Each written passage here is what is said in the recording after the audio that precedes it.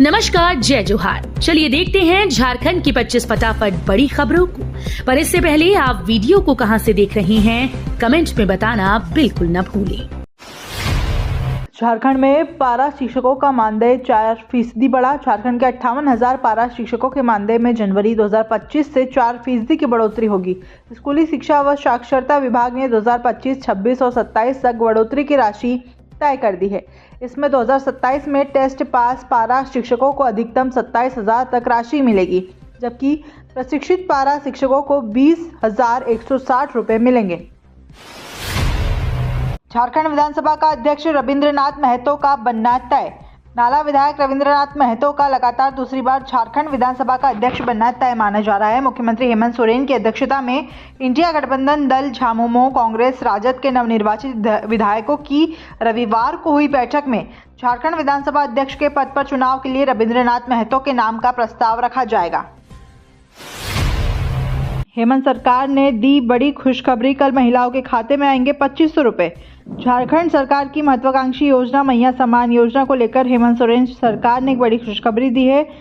2500 रुपये की पहली राशि 11 तारीख को कल जारी हो सकती है। झारखंड सरकार द्वारा इस योजना को लागू करने का उद्देश्य गरीब और वंचित वर्ग की महिलाओं को आर्थिक सहायता प्रदान करना है। इस योजना के तहत हर महीने पात्र महिलाओं के बैंक खातों में 2500 रुपये की राशि ट्रांसफर कर दी जाएगी। अब ओडिशा से सीखेगा झारखंड, खनन से कैसे बढ़ाया जाए राजस्व। झारखंड के वित्त मंत्री राधाकृष्ण किशोर ने ओडिशा में खनन क्षेत्र से प्रभावी राजस्व सृजन रणनीतियों को सीखने के उद्देश्य से एक प्रतिनिधि मंडल के दौरे की घोषणा की है। झारखंड में भारत के खनिज भंडार का 40% हिस्सा है। वर्तमान में सालाना लगभग 11,000 से 12,000 करोड़ रुपए कमाता है। यह आंकड़ा ओडिशा के प्रभावशाली 40,000 करोड़ रुपए के राजस्व की तुलना में बहुत कम है। संजय मल्होत्रा होंगे भारतीय रिजर्व बैंक के 26वें गवर्नर। राजस्व सचिव संजय मल्होत्रा भारतीय रिजर्व बैंक के नए गवर्नर होंगे। वे वर्तमान गवर्नर शशिकांत दास की जगह लेंगे। मंत्रिमंडल की नियुक्ति समिति ने 1990 बैच के IAS अधिकारियों वर्तमान में राजस्व विभाग के सचिव के रूप में कार्यरत संजय मल्होत्रा को गवर्नर के रूप में नियुक्त करने को मंजूरी दे दी है। उनका कार्यकाल 3 वर्षों का होगा। यह कार्यकाल कल से प्रभावी होगा। वह शक्तिकांत दास का स्थान लेंगे। उन्होंने RBI गवर्नर के रूप में 2 कार्यकाल पूरे कर लिए हैं। मंत्री संजय सेठ को धमकी देने के आरोपी को दिल्ली पुलिस ने कोर्ट में किया पेश। रक्षा राज्य मंत्री संजय सेठ को धमकी देने के आरोपी मिन्हाजुल अंसारी को गिरफ्तार करने के बाद रांची पुलिस और दिल्ली पुलिस की टीम ने रांची सिविल कोर्ट के CJM की कोर्ट में आरोपी को पेश किया। इस दौरान दिल्ली पुलिस ने मिन्हाजुल की 72 घंटों की ट्रांजिट रिमांड देने का आग्रह किया, लेकिन कोर्ट ने 48 घंटों की ट्रांजिट रिमांड की मंजूरी दी, जिसके बाद दिल्ली पुलिस की टीम मिन्हाजुल को लेकर अपने साथ दिल्ली के लिए रवाना हो गई है। झारखंड में बदला मौसम का मिजाज, कई इलाकों में हो रही बारिश। झारखंड में मौसम का मिजाज बदल गया है। साइक्लोनिक सर्कुलेशन की वजह से रांची सहित प्रदेश भर के कई इलाकों में हल्की बारिश हो रही है। वहीं कई इलाकों में बारिश की संभावना है। रांची स्थित मौसम विज्ञान केंद्र ने बताया कि आज उत्तर पश्चिमी झारखंड को छोड़कर प्रदेश के बाकी हिस्सों में बारिश के आसार हैं। वहीं IEMD गढ़वा, लातेहार, पलामू और चतरा में वज्रपात होने की संभावना जताई जा रही है। इसको लेकर येलो अलर्ट भी जारी किया गया है। झारखंड विधानसभा में अलग अंदाज में दाखिल हुए JLKM विधायक जयराम महतो।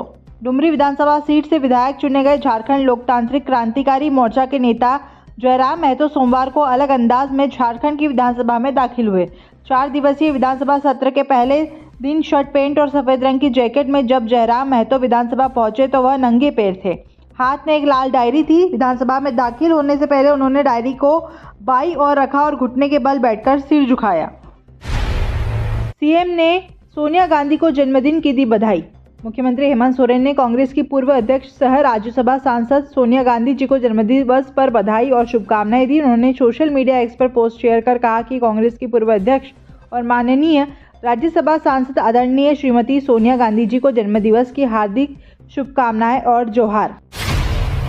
रांची के पूर्व DC छवि रंजन की बेल पर 12 दिसंबर को होगा फैसला। सेना के कब्जे वाली जमीन की फर्जी दस्तावेजों के सहारे खरीदी बिक्री से जुड़े लैंड स्कैम के आरोपी रांची के पूर्व DC छवि रंजन की बेल पर कोर्ट अब 12 दिसंबर को फैसला सुनाएगा। रांची PMLA की स्पेशल कोर्ट में सोमवार को उनकी याचिका पर सुनवाई हुई। ईडी ने इस संबंध में कांड संख्या 01/2023 दर्ज किया है। शपथ के बाद मंत्रियों व विधायकों में दिखा जबरदस्त उत्साह। सभी ने झारखंड के विकास की बात कही। विधानसभा में शपथ लेने के बाद मंत्रियों और विधायकों में जबरदस्त उत्साह दिखा गया। सत्ता पक्ष सहित विपक्ष के विधायकों ने झारखंड के विकास की बात कही। सत्ता पक्ष के विधायकों ने कहा है कि सरकार हर वर्ग को ध्यान में रखकर काम करेगी। विपक्ष ने कहा कि जनता के मुद्दों को मजबूती के साथ सरकार के समक्ष रखा जाएगा। स्वास्थ्य मंत्री इरफान अंसारी ने कहा कि स्वास्थ्य के क्षेत्र में व्यापक बदलाव दिखेगा। राज्य का तेजी से विकास होगा। जनता की उम्मीदों पर खरा उतरने का काम होगा। हाईकोर्ट से सांसद निशिकांत दुबे को राहत बरकरार। झारखंड हाईकोर्ट ने गोड्डा के सांसद निशिकांत दुबे के खिलाफ 9 जनवरी तक पीड़क कार्रवाई पर रोक लगा दी है। उस दिन अदालत इसी मामले में अंतिम सुनवाई करेगा। यह मामला देवघर स्थित परित्राण मेडिकल ट्रस्ट की संपत्ति बाबा बैद्यनाथ मेडिकल ट्रस्ट द्वारा खरीदे जाने से जुड़ा हुआ है, जिसमें उनके ऊपर शिवदत्त शर्मा की ओर से निशिकांत दुबे के खिलाफ जालसाजी का आरोप लगाते हुए प्राथमिकी दर्ज करवाई गई है, जिसे रद्द करने के लिए सांसद निशिकांत दुबे ने हाईकोर्ट का दरवाजा खटखटाया है। बिजनेस करना हुआ आसान। 25 लाख रुपए तक लोन पर हेमंत सरकार दे रही है 40% सब्सिडी। अगर आप भी झारखंड के स्थानीय निवासी हैं और अपना खुद का बिजनेस शुरू करना चाहते हैं तो आपके लिए अच्छी खबर है। हेमंत सोरेन सरकार द्वारा किए गए मुख्यमंत्री रोजगार सृजन योजना के माध्यम से 25 लाख रुपए तक के लोन ले सकते हैं। 50,000 रुपए तक को आपको किसी की गारंटी की जरूरत नहीं पड़ेगी। लोन लेने पर सरकार द्वारा 40% या फिर 5 लाख रुपए तक की सब्सिडी भी दी जाती है। झारखंड में हार से भाजपा को भारी नुकसान। राज्यसभा में भी जेएमएम का दबदबा। झारखंड में हाल ही में संपन्न विधानसभा चुनाव में शानदार जीत के बाद भविष्य में होने वाले राज्यसभा चुनाव में सत्तारूढ़ झारखंड मुक्ति मोर्चा के नेतृत्व वाले गठबंधन का दबदबा होगा। झारखंड से राज्यसभा चुनाव में जीत वर्ष 2029 तक भाजपा के बूते के बाहर की बात होगी। अगले 5 वर्ष के दौरान राज्यसभा की 4 सीटें रिक्त होंगी। भाजपा के पास अभी इतने विधायक नहीं है कि वह राज्यसभा में अपने दम पर प्रत्याशी को जिताकर भेज सके। बंगाल में आयोजित 18 किलोग्राम हैंड रेसलिंग प्रतियोगिता में धनबाद के अमन चैंपियन। धनबाद के अमन कुमार ने पश्चिम बंगाल के अंडाल में आयोजित जिला स्तरीय हैंड रेसलिंग प्रतियोगिता में जीत हासिल कर ली है। अमन कुमार ने 80 किलोग्राम हैंड रेसलिंग में प्रथम स्थान लाकर चैंपियन ऑफ चैंपियन का खिताब जीता है। चिरकुंडा क्षेत्र के तालडांगा हाउसिंग कॉलोनी निवासी अमन कुमार ने यह खिताब जीतकर धनबाद सहित पूरे झारखंड का नाम रोशन किया है। अमन की जीतने पर उनके परिजन और मित्र काफी खुश हैं। पीएम मोदी की जान को खतरे का मैसेज भेजने वाला गिरफ्तार। प्रधानमंत्री नरेंद्र मोदी को जान से मारने के षड्यंत्र का मैसेज भेजने वाला मिर्जा नदीम बेग के पिता मिर्जा आरिफ बेग से बैंकमोड़ पुलिस ने पूछताछ की है। हालांकि पुलिस को उनसे नदीम के बारे में कोई ठोस जानकारी नहीं मिली है। नदीम क्या करता था यह भी अभी तक स्पष्ट नहीं हो पाया है। नदीम के पिता ने बताया कि उससे उनका कोई लेना देना अब नहीं है। उससे मिले 6 महीने से अधिक समय बीत चुका है, लेकिन नदीम से उनकी कोई बातचीत भी नहीं होती है। बाबा बैद्यनाथ के शिवलिंग से छेड़छाड़, देवघर डीसी ने दिए जांच के आदेश। विश्व प्रसिद्ध द्वादश ज्योतिर्लिंग बाबा बैद्यनाथ के शिवलिंग और अर्घा से छेड़छाड़ का मामला सामने आया है। गोड्डा सांसद निशिकांत दुबे ने अपने सोशल मीडिया एक्स पर तस्वीरें साझा की है।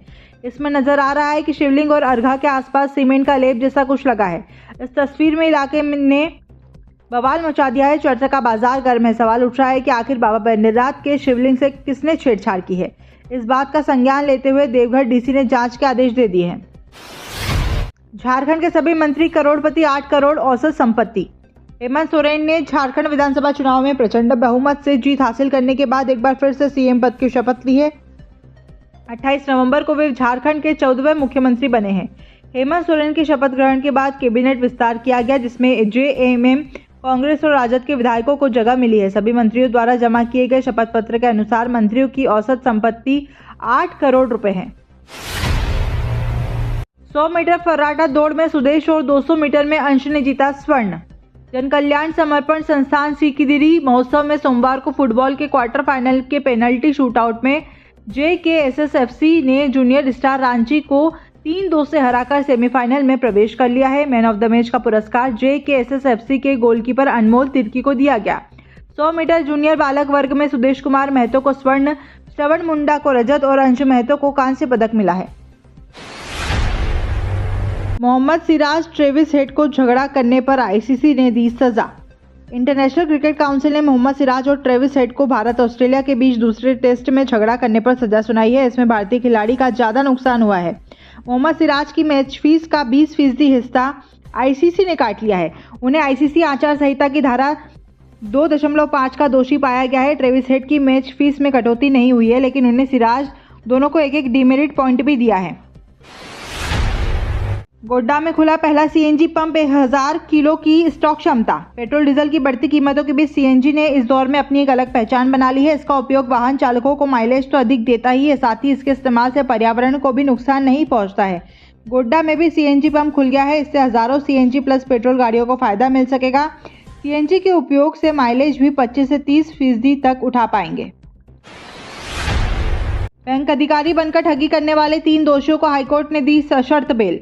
बैंक अधिकारी बनकर करोड़ों रुपए की ठगी करने वाले साइबर अपराधियों गणेश मंडल, संतोष मंड और अंकुश कुमार मंडल को हाईकोर्ट ने सशर्त जमानत की सुविधा प्रदान की। हाईकोर्ट ने यह शर्त रखी है कि तीनों के बेलर उनके गांव के ही होने चाहिए और उनकी अचल संपत्ति के दस्तावेज बेल बॉन्ड के रूप में दिए जाएंगे। वहीं दोषियों को बेल के दौरान हर महीने थाने में हाजिरी भी लगानी होगी। तीनों को रांची PMLA की विशेष कोर्ट ने 27 जुलाई को 5 साल सश्रम कारावास की सजा सुनाई थी। तय सीमा पर पुलिस अफसरों ने नहीं जमा किया APR, अब मिला अंतिम मौका। तय समय पर झारखंड पुलिस सेवा के पदाधिकारियों ने एनुअल परफॉर्मेंस रिपोर्ट जमा नहीं की थी। इसको लेकर एक बार फिर गृह कारा एवं आपदा प्रबंधन विभाग ने ऑनलाइन APR जमा करने का समय दिया है। पहले APR भरने की निर्धारित तिथि 15 सितंबर तक थी, जिसे बढ़ाकर 10 दिसंबर कर दिया गया था।